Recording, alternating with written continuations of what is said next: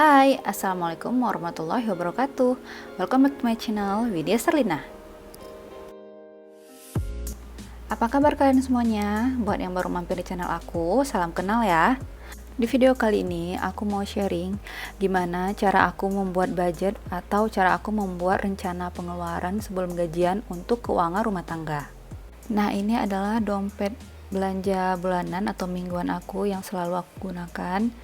Banyak slot di dalamnya dan bisa diberi judul sesuai dengan kebutuhan kita. Nah, ini menurut aku sangat membantu ya, karena aku bisa memilah dan meletakkan uang sesuai dengan peruntukannya. Dan saat menulis pengeluaran aku juga membutuhkan post-it. Ini sering aku gunakan di binder aku. Serta alat tulis lainnya seperti stabilo, pena yang bisa dihapus supaya binder kita itu tetap rapi tulisannya, dan lain-lain. Untuk link pembeliannya bisa cek di description box ya. Nah, sekarang kita lanjut mau membuat budgeting keuangan rumah tangga, yaitu gimana cara kita membuat rencana pengeluaran sebelum gajian. Jadi, ini dibuat sebelum gajian ya, Mams. Misalnya nih, sekarang pada bulan September, ini akan aku buat rencana pengeluaran untuk bulan Oktober. Oh iya, buat teman-teman yang nggak punya financial tracker seperti aku ini, nggak perlu khawatir ya. Kita akan membuat rencana pengeluaran secara manual. Jadi, untuk yang sudah punya financial tracker bisa dilanjutin aja, dan untuk yang nggak punya, kita bisa buat secara manual. Rencana ini dibuat sebelum gajian. Jadi, rencana yang dibuat ini sesuai dengan kebutuhan yang benar-benar kita butuhkan untuk keluarga secara bulanan atau mingguan. Ataupun ada hal-hal lain yang harus dibeli atau disesuaikan. Sekedar sharing, sebelumnya untuk urusan rumah tangga ini harus ada keterbukaan antara suami dan istri ya.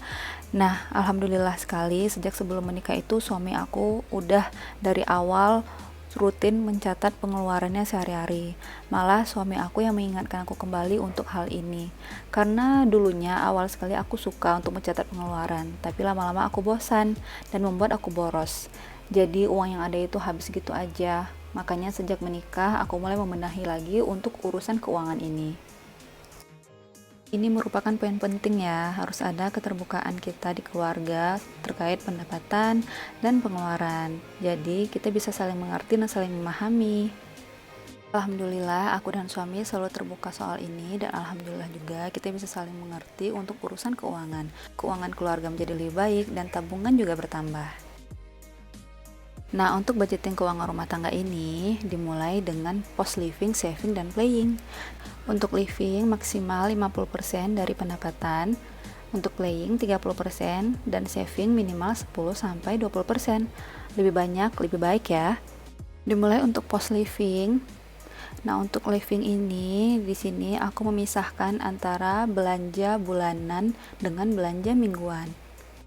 Dari belanja bulanan aku rinci lagi menjadi yang pertama yaitu belanja minggu pertama, kemudian belanja minggu kedua, dan belanja minggu ketiga dan keempat. Sengaja aku buatnya per minggu supaya aku bisa mengevaluasi pengeluaran setiap minggunya dan pengeluaran bisa lebih terkontrol. Sebagai saran, biasanya aku menggunakan meal budget untuk mingguan ini. Jadi katakanlah pas weekday Senin sampai Jumat itu biasanya maksimal 50.000 per hari. Jadi sepekan untuk weekday adalah 250.000. Nah, 250.000 ini adalah bahan makanan ya, termasuk juga kalau beli lauk matang. Kemudian lanjut lagi untuk kebutuhan seperti beras, minyak, gula, teh, dan lain-lain juga aku masukin ke belanja bulanan. Sebelum belanja, jangan lupa untuk mengecek stok yang ada di rumah ya. Dan aku juga memisahkan kebutuhan untuk anak ya. Jadi kebutuhan anak itu seperti popok, susu, mainan, baju, dan lain-lain.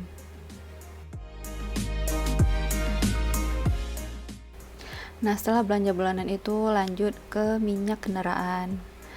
Minyak kendaraan aku buat di sini juga untuk pasnya berapa. Kemudian pulsa. Kemudian listrik dan air.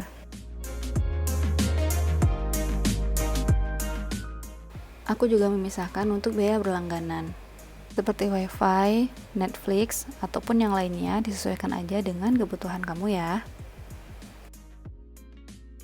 Kemudian aku juga membuat pos untuk kesehatan, seperti untuk membeli vitamin, buah, obat-obatan, dan lain-lainnya untuk menjaga imunitas tubuh.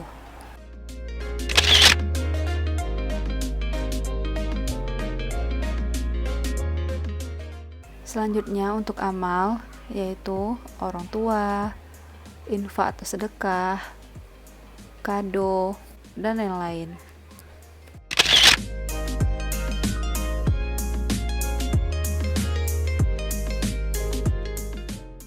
Selanjutnya untuk post playing.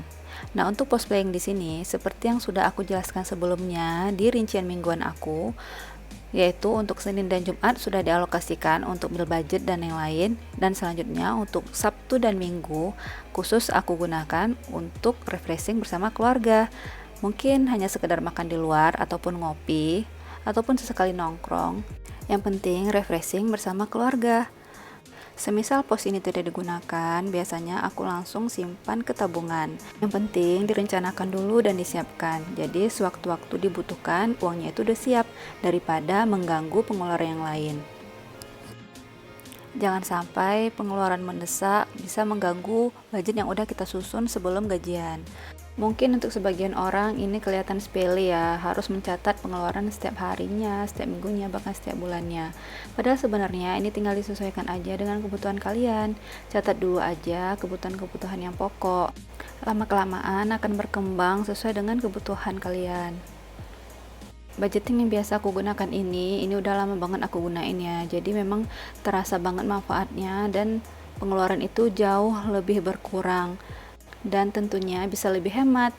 Hemat itu bukan berarti pelit ya. Kita bisa mengontrol apa kemauan kita dan apa kebutuhan kita.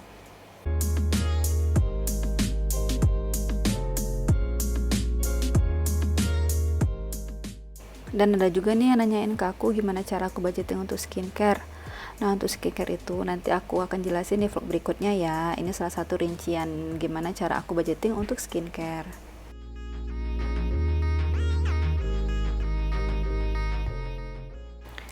Yang penting dimulai aja dulu, dimulai dengan kebutuhan pokok. Lama-kelamaan akan berkembang sesuai dengan kebutuhan kalian.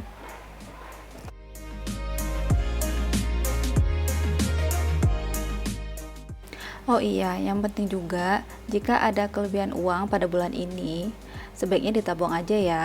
Jadi untuk bulan selanjutnya dimulai dari nol lagi, dimulai dari pemasukan awal kalian. Jadi dari pemasukan awal bulan depan itu tidak bergabung dengan sisa tabungan pada bulan sebelumnya. Ataupun kalian bisa juga memasukkan uang yang lebih pada bulan ini untuk sinking fund. Jadi sinking fund kalian itu bertambah jumlahnya. Saran dari aku untuk bulan depan jangan ditambahkan ya dari saldo sebelumnya. Jadi saldo bulan depan itu ikut pemasukan awal kalian di bulan itu. Mungkin sekian dulu ya video kali ini. Semoga videonya bermanfaat. Keterbukaan soal keuangan ini di keluarga juga penting ya. Semoga kita selalu bisa bersyukur atas apapun nikmat yang telah Allah berikan kepada kita dan keluarga. Jangan lupa untuk like, komen, dan subscribe channel ini ya. Jika ada pertanyaan lebih lanjut, tinggalkan komentar kalian di bawah. Atau bisa langsung DM Instagram aku, nanti linknya aku cantumkan di description box ya. Terima kasih sudah menonton. Assalamualaikum.